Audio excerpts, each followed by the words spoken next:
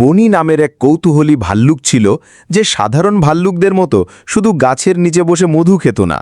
ওর ছিল একটা স্মার্টফোন আর ছিল ভিডিও করার শখ।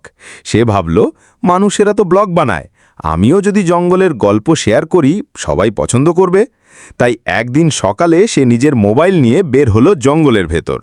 সূর্যটা তখনও একেবারে ওপরে ওঠেনি, হালকা কুয়াশা, পাখির ডাক আর গাছের পাতার ফাঁকে ফাঁকে আলো, একেবারে সিনেমার মতো পরিবেশ। বনি মোবাইল চালু করল, ক্যামেরা অন করল আর শুরু করল নিজের যাত্রা রেকর্ড করা। সে হাঁটতে হাঁটতে বলছিল, আজ আমি যাচ্ছি সেই গাছে যেখানে শোনা যায় সবচেয়ে পুরনো আর মজাদার মৌচাক আছে। সে পথ চিনে চলতে লাগল, মাঝে মধ্যে থেমে পাতা ঘেঁটে দেখল। একটা কাঠবিড়ালিকে দেখে হেসে বলল, তুইও ব্লগ করিস নাকি?